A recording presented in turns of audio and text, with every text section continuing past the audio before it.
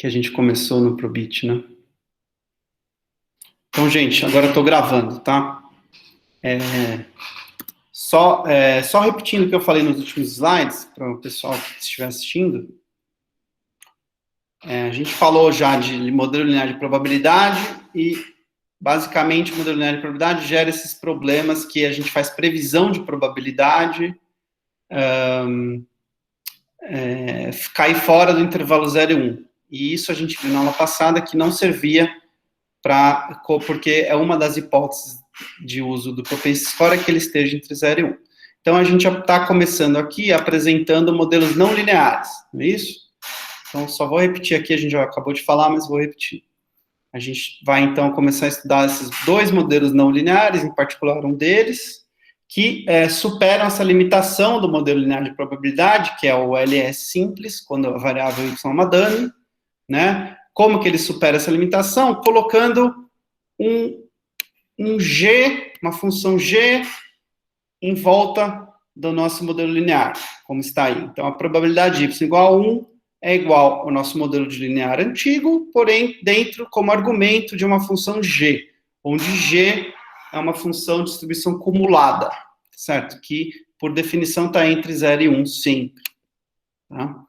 Então, a gente tinha parado basicamente nesse slide aqui, né? Então, aí a gente falou, bom, e o que é G, então? Pode ser qualquer acumulada? Em teoria, pode, porém, na 99% das aplicações, a gente está falando sempre de um G ou igual a normal acumulada, que é o fisão, né? E se a gente assumir que G é a normal acumulada, a gente está falando do modelo chamado de Probit, né?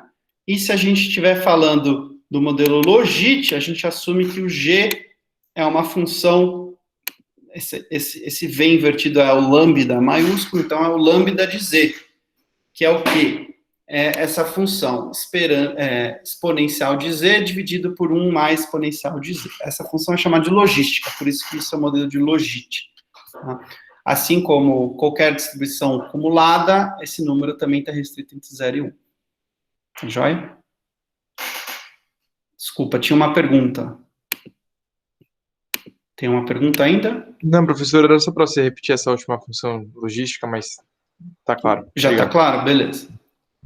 Então, ela é menos usada que a normal, mas ela é de muito fácil manipulação. E é por isso que tanto o modelo Logit quanto o Probit são muito usados, tá, gente? O Logit é até mais fácil de se manipular matematicamente. Hoje a gente vai falar do Probit porque a gente está mais acostumado com a distribuição normal, tá? E ele é usado, de fato, para o Propensity Score, tá? Mas só para quem não conhece, a gente já vinha falando, a função logística, ela tem essa cara aqui. A função logística, ela tem essa cara que é um S aí bem suave, né? E é bem parecida com a distribuição acumulada normal, que é um S um pouco mais forte. Tá? Ok? Então, a gente tinha parado nesse ponto, né? Então, tá. Então, eu já falei para vocês que a única diferença até agora é que, ao invés de a gente ter uma função linear, né, ao invés da probabilidade de y ser uma função linear dos x's, a parte linear ficou dentro de uma função não linear. Por isso que a gente está falando do modelo não linear. Ok. Então, antes da gente entender como se estima esse modelo, porque ele é um pouquinho mais complicado, a gente tem uma formulação para entender a intuição desse modelo. E eu vou, então, perder aqui uns minutinhos nesse slide para a gente entender qual que é essa formulação, a chamada formulação da variável latente desses modelos não lineares, aí, Logit e Probit.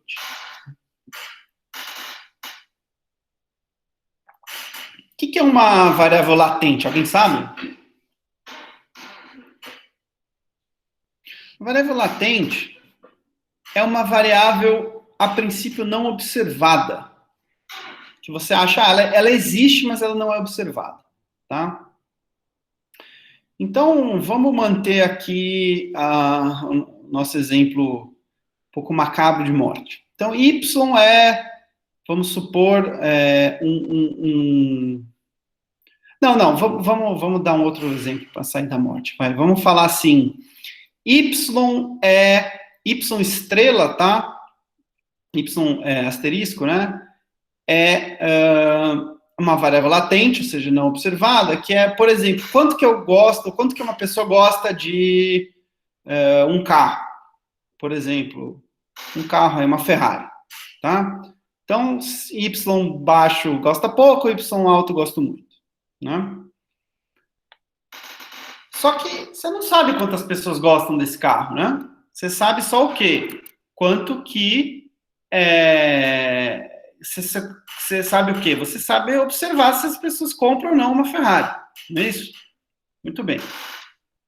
Então, a variável latente é quanto que eu gosto do carro. E a variável y sem o estrela é a variável de fato observada, que é a 0 ou 1. Comprou ou não comprou o carro. Né? Então, isso que é a ideia do modelo de variável latente. Você tem um modelo verdadeiro, pensa aqui, ó. Né? Y estrela igual a x beta mais e, então pensa que isso seria o quanto que eu gosto do carro, né? É uma função das características desse carro e do preço desse carro e assim por diante, né? Está falando aqui de uma função utilidade. Pensa que aqui a gente está falando de utilidade. Então, o y estrela é a minha utilidade. Ninguém observa utilidade, mas você observa o quê? A ação da pessoa, né? O comportamento revelado, né? Preferência revelada. A ideia, né? Economia está muito claro aqui o que está por trás desse modelo. Muito bem. Por que tudo isso? Porque você pode pensar que o y é o quê? Como se fosse Você enxerga y estrela, mas embaçado, né? Tem algum filtro que a informação não chega para você. Você não vê y estrela, que era uma variável originalmente contínua, mas ela chega para você discreta. Só alto ou baixo, né? Gostou muito ou não gostou muito? Comprou ou não comprou? Ficou clara a diferença de y no chapéu? Desculpa, y estrela? Alguém não entendeu? Sim ou não, gente? Tá. Então, dada essa formulação, a gente consegue o quê? Derivar a probabilidade de y igual a 1. Condicional a x. Qual que é a probabilidade de y igual a 1?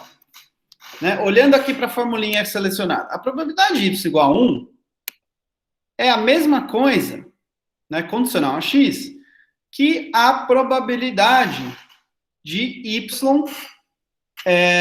ser maior que zero. Né? Porque o y estrela maior que zero. Porque o y igual a 1 é definido como y maior que zero. Então, vamos agora passar... Professor, Oi. 2 pontos. O y estrela, ele pode ser maior do que 1, ou ele é limitado a esse intervalo de 0 e 1? Não, ó, vamos lá. Deixa eu responder a primeira, aí você faz a segunda. Y estrela é a variável latente, eu não observo. É quanto que eu gosto do carro, certo? Que pode ser de menos infinito a mais infinito, qualquer valor.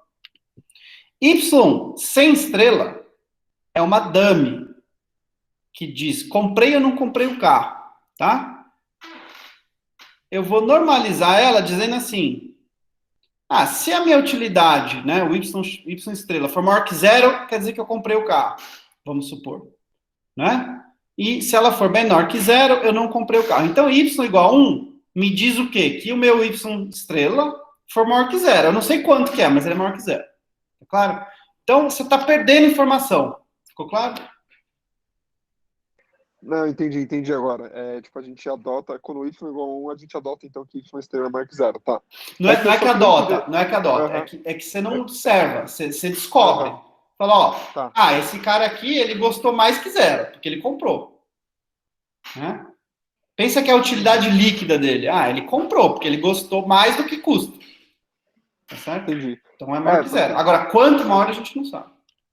Tá, porque minha outra dúvida era exatamente essa. No exemplo do carro que você falou, e aí você falou que era talvez uma variável que é contínua e depois chega pra gente discreta. Seria o caso que, tipo, necessariamente não é só porque eu não consigo comprar uma Ferrari que eu não gosto do carro, certo? E aí é isso que a gente não consegue misturar. Não, mas gostar do então, carro, a gente pensa em utilidade em termos líquidos, né? Você gosta do carro, é líquido, dado que você pagou o carro, né? Então, você só compra esse carro, vamos supor que custa 1 milhão. Se você gosta da Ferrari, mais que 1 milhão, né? Senão, você não compra. Sim, mas Certo? tipo, esse Y estrela, ele tá dentro das pessoas que gostam do carro, mas não conseguem comprar o carro, ou isso não tem nada a ver com o problema? Não vamos entrar Tá, bom, nesse então, só pra saber quesito. se, Tá bom, se tinha esse vamos negócio, falar então. em chiclete. Ok? Pronto. Chiclete custa R$1. Você não comprou, quer dizer que você valoriza o chiclete em menos de R$1. Pronto. Senão a gente Beleza, entra em mundos mais complicados. obrigado. Vamos simplificar. Isso. Ok. Então, aí eu pergunto para você, qual que é a probabilidade de y igual a 1? Agora a gente está indo aqui para a linha de baixo. Né? Probabilidade de y igual a 1 é a mesma coisa que probabilidade de y estrela maior que zero. Aí é só definição. Né? Agora, começa o pulo do gato. Segunda igualdade diz assim, isso é a mesma coisa que o meu epsilon, né, o meu erro, maior que menos xb. Notem que isso sai do próprio modelo também, né? Olha aqui em cima, qual que é a definição do meu modelo verdadeiro? É y estrela igual a x beta mais e. Se eu estou falando que ele é maior que zero, quer dizer o quê? Que o meu erro tem que ser maior que menos x beta, certo ou não? Tá clara essa passagem aqui, gente? Essa aqui que eu estou marcando?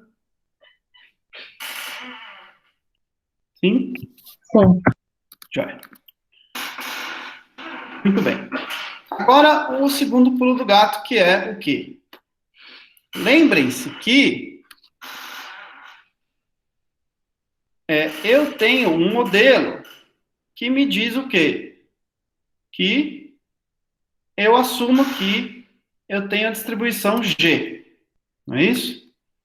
Então, o meu erro, ele tem uma distribuição G. Né? Em particular, distribuição G não, ele tem o quê? Vamos voltar aqui no slide. Né? Eu estou usando o quê? O meu G. Então, a probabilidade de Y1, ela vai ser o quê? A mesma coisa que o meu erro tem ser maior que x beta, menos x beta. Né? Então, lembre-se que o quê? O erro tem uma distribuição normal. A gente está subindo que o erro tem uma distribuição normal, não é isso? A gente está no mundo está no mundo do probit. E o que quer dizer o erro ser maior que menos x beta? Né? É a mesma coisa que dizer que 1 menos g de menos x beta. Vamos entender o que quer dizer isso.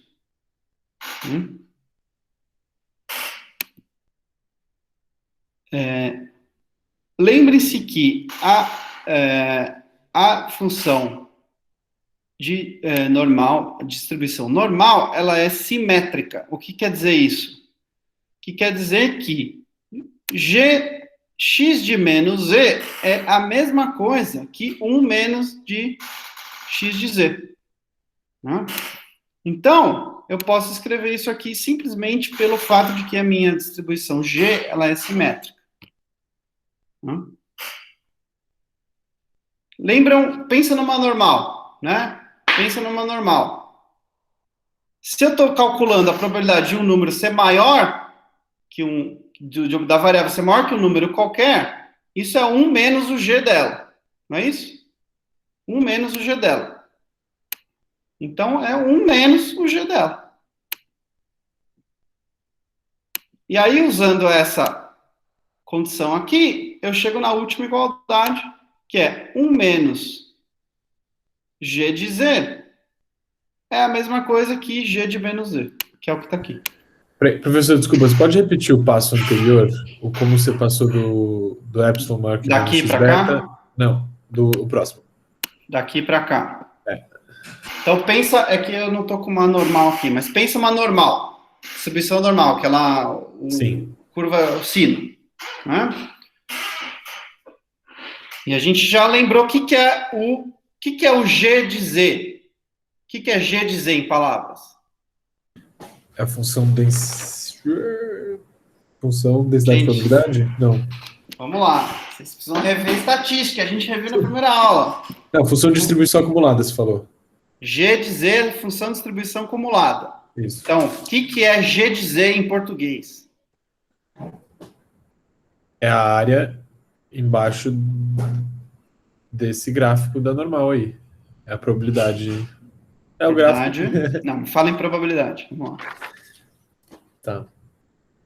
Calma que eu tô meio enferrujado. Então, vamos lá. G de Z é a probabilidade que a minha variável E, que no caso é distribuída normalmente, seja menor que Z. Certo? É isso que é G de Z. Tá. Certo? Então, a função de distribuição acumulada de um valor Z quer dizer o quê? Que a probabilidade de E ser menor que Z é o que é. Tá? É isso que quer dizer distribuição acumulada. Por definição, então, se eu tivesse esse sinal que fosse menor, eu teria G de x beta. Mas como ele é maior, eu tenho 1 menos G de x beta. Tá claro ou não? Sim. Ó, vamos lá. Vou repetir. Se fosse probabilidade de E menor que Z, isso é igual a G de Z. Né?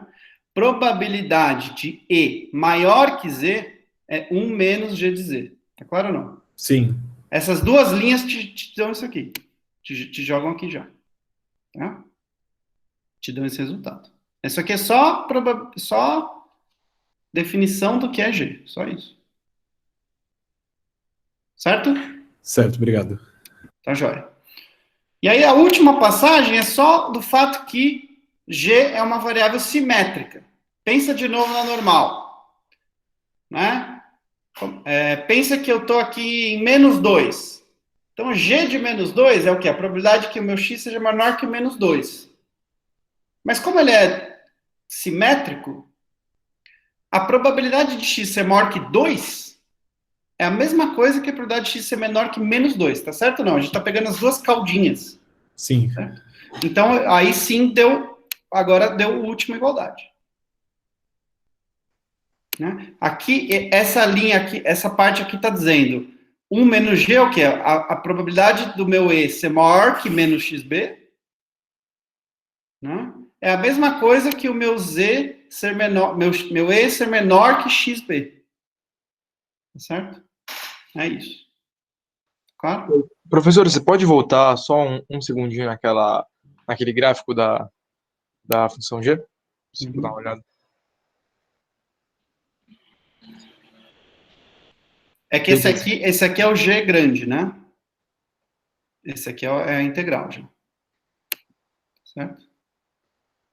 Beleza? Mas ele não se aplica aqui não, mas desculpa, vamos lá. Uhum.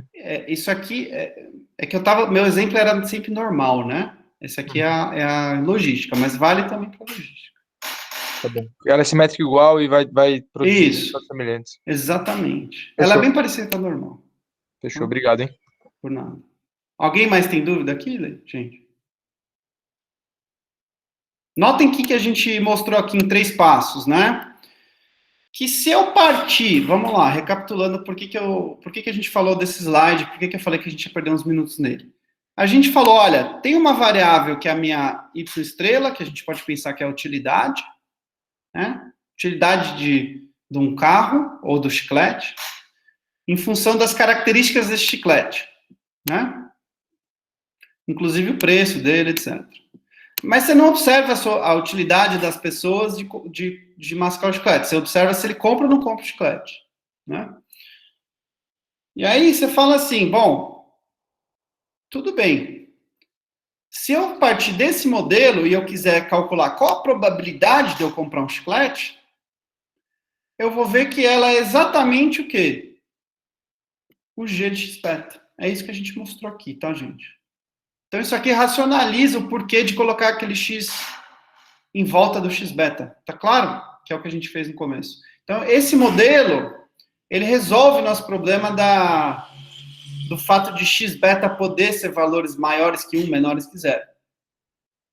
Porque o G vai condensar isso entre 0 e 1, porque é isso que faz uma função de distribuição cumulada. Tá claro? Professor, Oi. mas aí você tomou uma hipótese forte, que é que o erro tem uma distribuição normal, né? Sim, sim. Lembre-se, né? O OLS não tem distribuição, a hipótese de, pelo menos a 1 a 4 não tem hipótese de distribuição do erro, né? Aí vocês estudaram a econometria 1, que quando o erro é normal, aí o LS é o BLU, né? Best Linear Unbiased Estimate, ele tem a variância mínima. Mas a gente não precisa que isso seja verdade. Aqui sim eu estou fazendo essa hipótese. Ou seja, é uma hipótese mais forte do que a gente tem no LS, tá certo? Beleza? Beleza. Ok.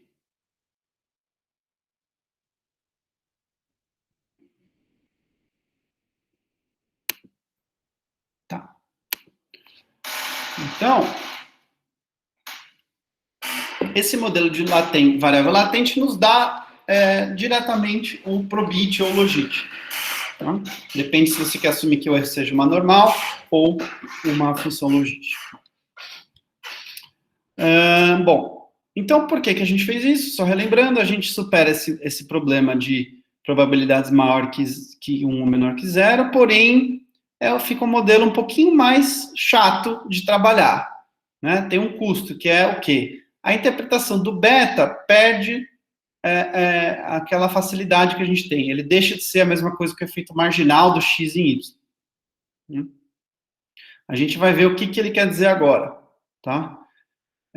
Mas por esse momento, a gente pode dizer que ele não perde a interpretação do sinal. Então, se o meu beta estimado é positivo, o meu efeito marginal de x e y continua sendo positivo e vice-versa.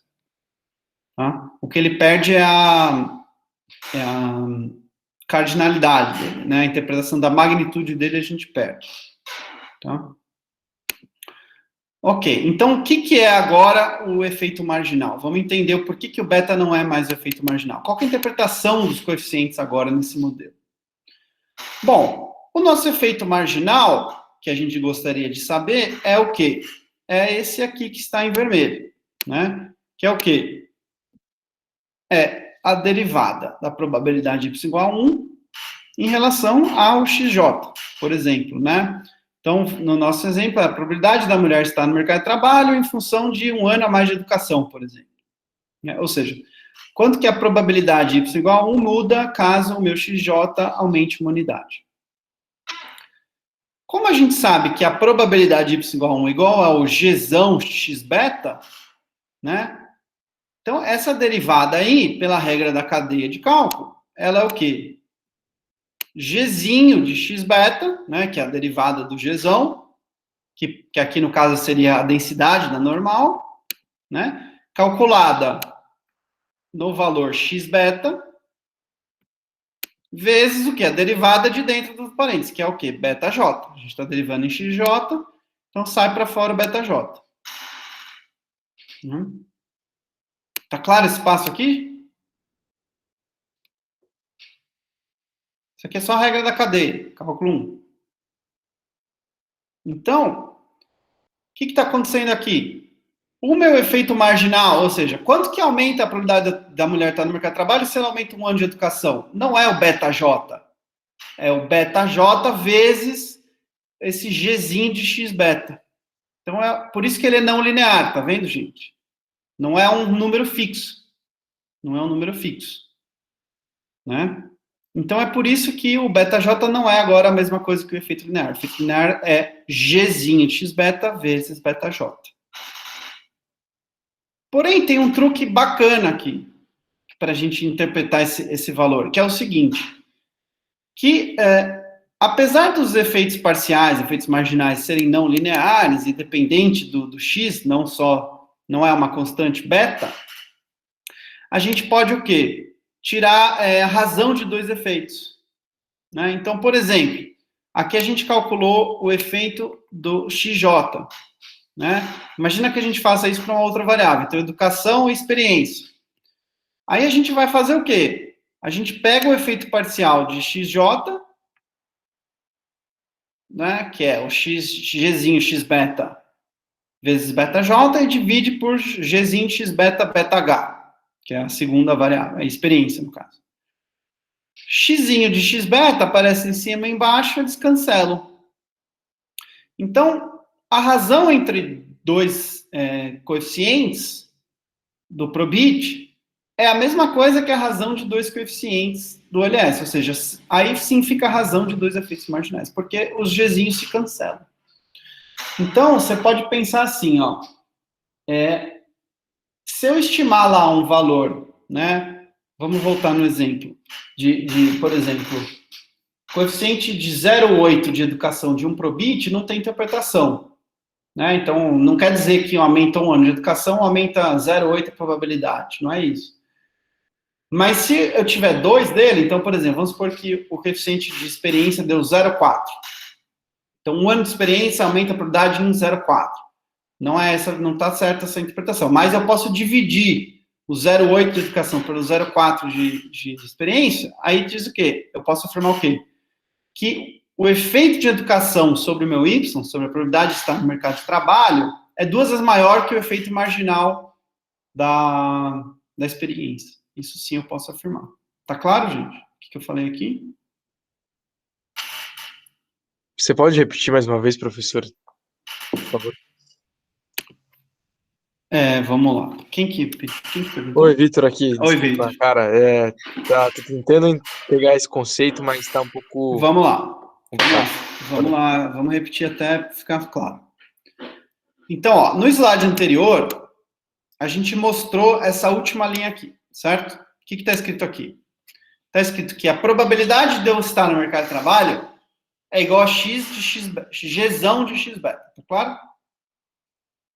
G de x beta, gzão é o quê? É a função de distribuição acumulada da normal, tá? Uhum. Ou seja, é o número entre 0 e 1, que é a probabilidade tem que estar entre 0 e 1, não tem nenhum segredo. Né? Aí você pergunta para mim, tá, quanto que aumenta a probabilidade de eu estar no mercado de trabalho se eu der mais um ano de educação para a pessoa? Ok? Ou seja, qual é o efeito marginal de educação na probabilidade de estar no mercado de trabalho? Ok? Uhum. Em outras palavras, você me perguntou qual que é a derivada, né, de probabilidade de y igual a 1, estar no mercado de trabalho, em relação, né, del xj, ou seja, xj aqui é educação. Aí, tirando a regra da cadeia, usando o resultado do slide passado, né, delta de gzão x beta em relação a xj é o quê? É o gzinho x beta vezes a derivada do que está dentro, regra da cadeia, né? Uhum. F1' vezes derivada do que está dentro, tá certo? Então, esse é o resultado. Esse aqui é a minha derivada parcial. Tá claro o que está escrito aqui? Por enquanto?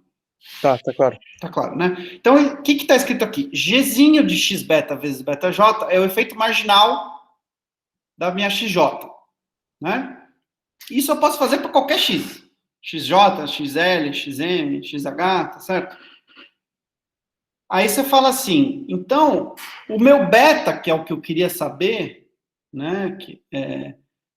Desculpa, o beta, que são os coeficientes que eu estimo na minha regressão, quando você rodar lá, você apertou o botão lá no Stata, probit, rodou um probit, ele vai te dar um monte de beta. Tá claro? Mas o teu beta não é o efeito marginal. Ou seja, quando você tiver lá um número 0,8, não quer dizer que um ano de educação aumenta a probabilidade em 0,8. Ele não tem essa interpretação. Por quê?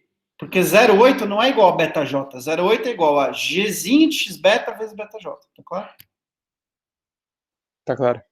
Entendeu? Uhum. Agora, quando você pegar duas variáveis, né, então você dividir beta J por beta H, aí você ganhou a interpretação. Porque se a gente pegar os efeitos marginais, os Gzinhos cancelam. Sim, entendi. Entendeu? Ficou claro agora? Então os resultados...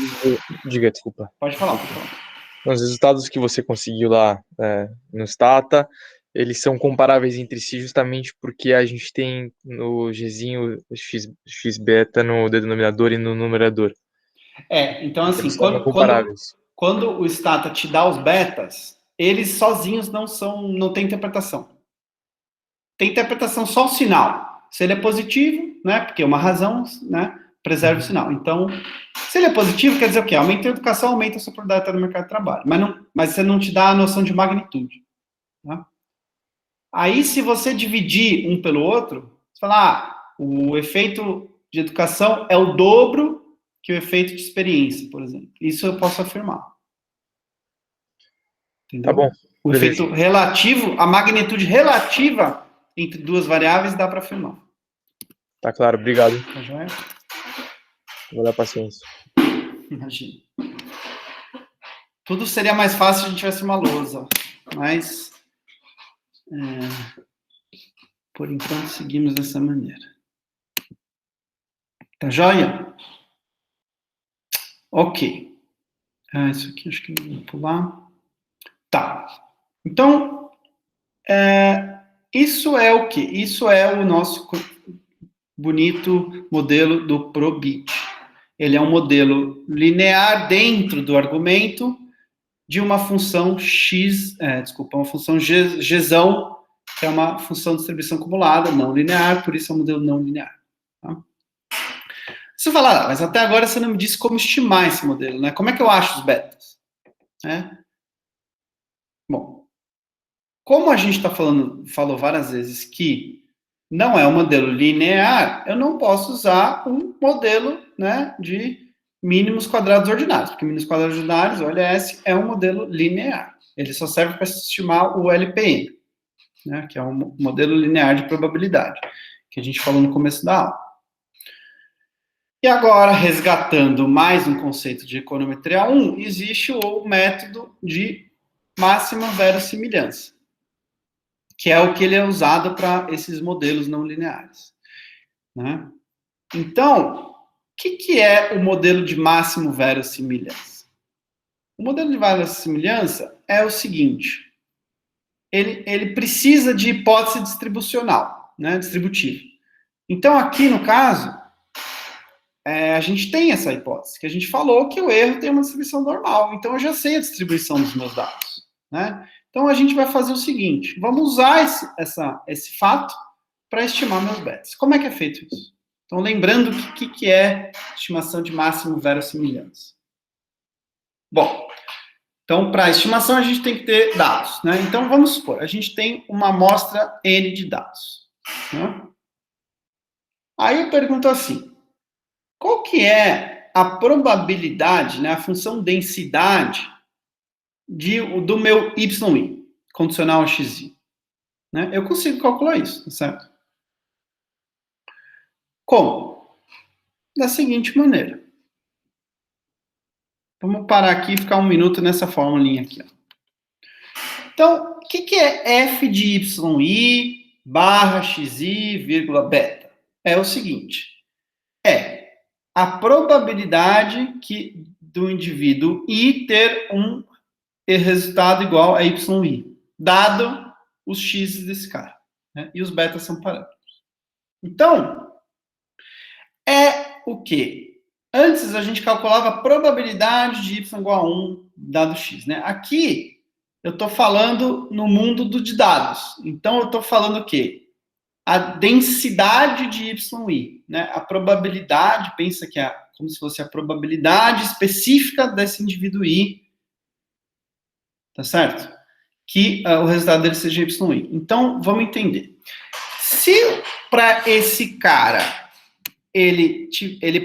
essa mulher, no caso, né, participar do mercado de trabalho, YI é o quê? É 1. Né? Então, caso seja 1, o que vai acontecer? Essa segunda parte da fórmula fica 1 menos Gzão elevado a 1 menos 1, então 0, então some. Né? Essa segunda parte, ela some.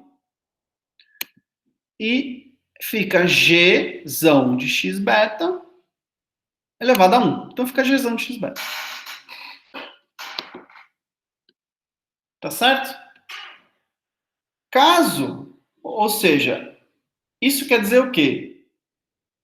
Que a mulher participa do mercado de trabalho. Caso ela não participe, fica 1 menos G.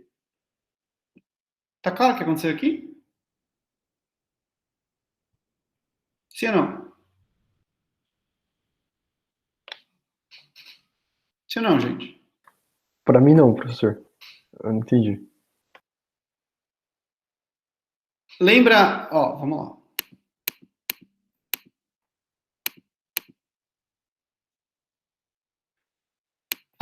Até aqui você está comigo, certo? Até aí sim. Então a probabilidade de y igual a 1 é igual a g de x beta, beleza? O que está escrito ali é a mesma coisa, só que é para o indivíduo I específico. Porque aqui eu não tenho dado, né? Aqui eu estou no mundo teórico. Agora vamos para os dados, tá? No mundo dos dados, eu não falo que a probabilidade do YI é qualquer coisa. Eu falo o quê? Que é a densidade de YI, né? Porque a densidade é FDP, né? Função densidade e probabilidade, tá certo? Então, é o contraparte amostral aqui do que eu falei lá para vocês. Né? Então, lá eu falei assim, qual a probabilidade de y igual a 1? Né? Aqui seria o quê? Né? Se o y for igual a 1, esse segundo termo some, então eu caio no meu g de x beta. Igualzinho eu tinha lá antes. Certo ou não? Certo. Até aí tudo bem. Até aí tudo bem. Então, beleza. Ok, vamos voltar lá agora. Agora eu vou perguntar o seguinte para você. Se probabilidade de y igual a 1 barra x é igual a x beta, desculpa, é igual a g de x beta, qual que é a probabilidade de y igual a 0? 1 menos g de x beta. Isso. Então, o que eu quero mostrar aqui, que essa fórmula é exatamente o que ela diz. Então, para indivíduos onde o y é igual a 0, ou seja, não participa do mercado de trabalho, esse primeiro termo vai cancelar, não vai? Qualquer coisa elevada a 0 vira 1. Esse aqui vai ficar o quê? 1 menos o g de x beta, certo ou não? Certo. Então, agora ficou claro. É a mesma coisa que estava lá. Agora, a única coisa é que aqui eu escrevi uma fórmula que funciona para y0 e y1. Tá? Entendi. É uma fórmula mais geral, então. É uma forma mais geral, mas é para cada i. Né? Então, tem indivíduos que têm y igual a 1, indivíduo que tem y igual a 0. Beleza. Só desliga e liga uma parte ou outra da fórmula. Tá? Ficou claro, gente? Beleza?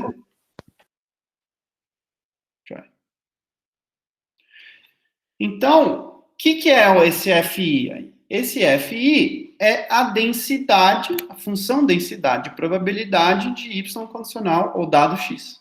Tá claro? É isso que é.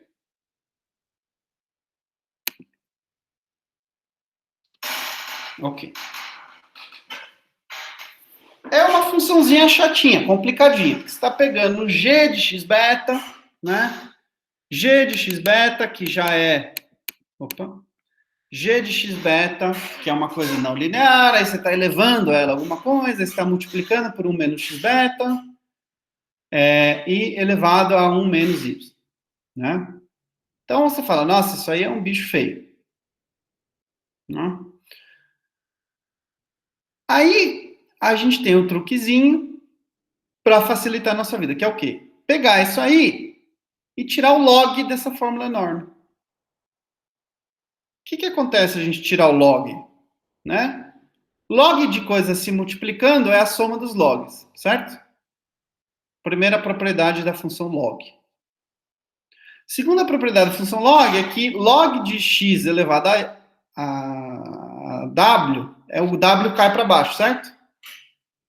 Então, se a gente pegar e passar o log nessa função aqui, a gente cai nesse mundo muito mais fácil aqui, ó, que é y de log x beta, de g de x beta, mais 1 menos y de log de 1 menos x beta. Olhem para as duas fórmulas e se convençam que isso é verdade. Ou quem não se convença, me pergunte. Qual foi essa passagem da linha 1 para a linha 2? Notem que tem dois termos se multiplicando. A primeira coisa que o log faz é separar eles dois. Né? Log do primeiro termo mais log do segundo termo. E os expoentes caem para baixo. Sim ou não? Alguém não pegou? Tá joia? Beleza. Então, por que é legal fazer isso? Porque, lembre-se, né, a gente vai maximizar essa função, alguma coisa parecida com essa função, né? Se eu achar o máximo para ela, né, um beta que maximiza ela também maximiza o log da verossimilhança. Porque o log, apesar de ser uma transformação bem não linear, ela respeita a monotonicidade, né? É uma transformação monotônica. Então, o máximo de uma é o máximo da outra. Certo? Muito bem. Então, esse LI de beta aí é o quê? É a log verossimilhança, né? A log da probabilidade da função da densidade do meu y. É isso que é. Né? Então, pensa que é equivalente da probabilidade do meu indivíduo i. É isso que é. Né? Densidade da probabilidade do meu indivíduo i. Se eu quiser a probabilidade de toda a minha amostra, e eu tenho aí observações independentes, qual que é a probabilidade de várias coisas independentes acontecerem? Né? Lembrando lá da primeira aula. Como elas são independentes, a probabilidade de todas elas acontecerem é o quê? É a probabilidade de 1 vezes a probabilidade de 2, a probabilidade de 3, etc. Então, eu posso fazer o quê? A log verossimilhança da amostra de tamanho n nada mais é do que a multiplicação de todos esses caras aqui. Ou, mais simples ainda, a soma de todos esses caras aqui, porque o log de uma multiplicação é a soma dos logs, né? Então, a log verossimilhança da minha amostra é esse bicho aqui, que está aqui no finalzinho, que é o quê? A soma, estou conseguindo saber isso, é a soma desses meus L's, I's, beta, a soma de todos eles, tá claro ou não? Então, o que a gente fez? A gente calculou a densidade de probabilidade de cada uma das minhas observações, né? Aí a gente tirou o log delas e agora a gente somou todas elas aqui numa última linha. Então, o que é essa fórmula? É uma fórmula gigante, né? O LB aí são essas fórmulas todas, somando todas elas. Então, é uma fórmula gigante que os betas aparecem várias vezes, claro? Aí, o que você vai fazer? Você vai ir no computador, não dá para fazer isso aqui na mão, e o computador vai testar um monte de beta até achar o conjunto de betas que maximizam essa função. É por isso que chama máximo verossimilhança. Então, o estimador de máximo verossimilhança é o quê? É um conjunto de betas, né, betas chapéu, que dão um valor máximo para essa função. Tá claro ou não?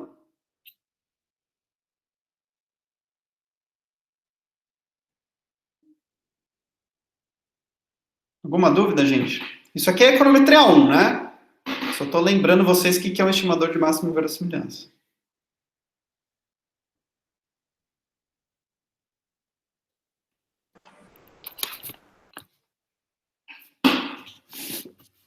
Sem comentários? Tudo bem. Então, o estimador de máxima verossimilhança do Logit Probit é exatamente o quê? Os betas que maximizam essa função. Lembrando que dentro dessa função está o quê? a distribuição normal, se for uma distribuição normal, a gente está falando os betas serão betas de 1 probit. Se a gente assumir que a gente está no mundo de logística, aí serão betas do logit. Tá? Então, como eu falei, como é um modelo não linear de maximização, não dá para escrever uma fórmula fechada, igual a gente tem o OLS, né? Que é aquele xi menos x barra, vezes yi menos y barra, etc. Né? Não existe, não tem como escrever isso. Né? A gente consegue o quê? Usar o computador para calcular isso, tá? Usando algoritmos especializados. Okay? Mas o que é legal, como vocês viram na econometria 1, que ao fazer tudo isso aqui, esses estimadores são consistentes, eles têm distribuição normal, então você pode fazer os testes padrão, que a gente está acostumado, de hipóteses, e eles são assintoticamente eficientes, ou seja, eles têm variância mínima também. Tudo isso que vocês viram em econometria 1. Eu vou pular isso aqui, porque eu gostaria de dizer mais duas coisas. Além de ele ser um modelo diferente de OLS, tem algumas coisas nesse tipo de modelo que a gente não consegue fazer também igual ao OLS. Por exemplo, não tem a definição de R quadrado nesse modelo. Tá? Então, tem algumas outras medidas, né, goodness to fit, né, que são usadas no lugar de R quadrado. Por exemplo, a correlação entre Y observado e Y previsto pelo modelo. Tá? Que é o quê? Que é o Gzão de X beta chapéu. Né? Quanto maior a correlação, que pode ser entre 0 e 1, né? A gente vai dizer que está melhor o fit do modelo, e assim por diante. Tá? Isso aqui não é muito importante, mas só para vocês saberem que não é possível a gente calcular o R quadrado. Tá? Bom, agora para encerrar a aula, eu vou voltar aqui no começo e vou lembrar por que a gente falou de tudo isso aqui. Bom, a gente estava na aula passada aprendendo estimadores de matching, em particular usando propensity score. Aí, o que era o propensity score? Propensity score é o quê? A probabilidade de tratamento de uma observação condicional num vetor de covariadas. Né? No nosso caso, era lá a idade da pessoa, a educação da pessoa, a renda da pessoa. Né? Para a gente calcular o propensity score, ou para a gente usar o propensity score, duas hipóteses necessárias são o quê? A primeira, que é a nossa famosa hipótese de independência condicional. Então, os potential outcomes são independentes de D condicional a X, a gente está cansado de falar isso. E a segunda, que era o common support, que é a probabilidade de tratamento está entre 0 e 1. Né? Aí falou, beleza, aí a gente vai usar esse propensity score. Mas para usar o propensity score, a gente precisa estimar ele. Né? A gente estudou na aula passada o segundo passo, que era dado que a gente tem o propensity score, a gente podia usar ele, por exemplo, para calcular aquela média ponderada que nos dá o efeito de tratamento. Né?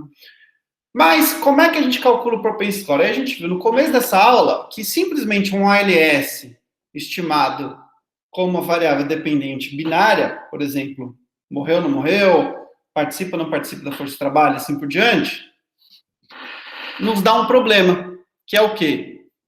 A probabilidade prevista por esse modelo, né, ou seja, a probabilidade de D igual a 1 condicional a X, ela pode ser maior que 1, menor que 0. Então, vai ferir essa hipótese 2, certo? Então, eu não posso usar o LS. É por isso que a gente precisa usar esses modelos de logit e probit que a gente aprendeu hoje, em particular o probit. Então, para finalizar as nossas aulas de matching, quando a gente quer usar o propensity score, a gente precisa aprender modelos de probit ou logit, que no caso a gente está focando no probit. Tá? Então, ao usar o modelo que a gente aprendeu hoje, que a gente vai estimar por mera base em verossimilhança, e tem as características que a gente aprendeu hoje, a gente sim vai ter probabilidades previstas pelo modelo, que são o quê?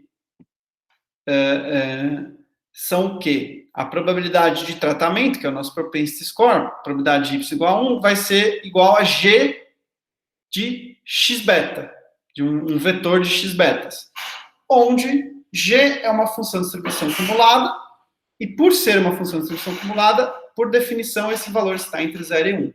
Então, por definição, a nossa hipótese 2 lá de suporte comum, ela é atendida.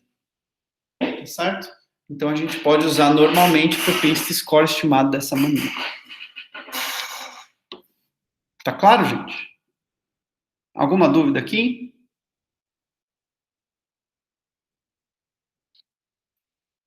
Alguma dúvida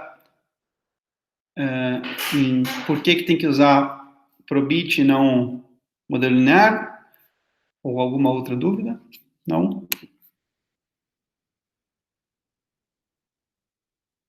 Então é isso, gente. Se não tem mais nenhuma dúvida, encerramos por aqui nossa aula de match. Professor, Oi. duas coisinhas só. Sim. Eu acho que tá faltando uma aula ainda no Moodle, eu acho que tá faltando a aula de Potential Outcomes. Eu vi que acho que já vai direto para matching lá no Moodle. E também queria saber quando você vai soltar uma lista de exercícios para a gente poder estudar, já que eu acho que em breve vai ter sua prova, né? Não, então, Teórica também. entendi. A Potential Outcomes na versão inicial da Ementa tinham 2 aulas, né? É isso que você está perguntando, eu acho. Mas a gente só teve uma dessas aulas. Não, na verdade, eu acho que no Moodle tá faltando os slides dela. Não tem nenhuma. Tipo, não, tipo, ele começa na aula 4, entendi. que é tipo, você termina em robustez e aí já vai pra aula de matching direto. Então acho que faltou. Então vou corrigir lá. Obrigado, vou corrigir lá. E sim, a lista a gente está terminando essa semana ainda, vocês vão receber. Tá bom, então. Obrigado. Já é? Beleza. Mais alguma pergunta, gente? Então é isso, tá? Obrigado e até quinta-feira com um tópico novo. Boa noite. Boa noite, gente. Valeu, Boa noite. Valeu. Boa noite. Boa noite.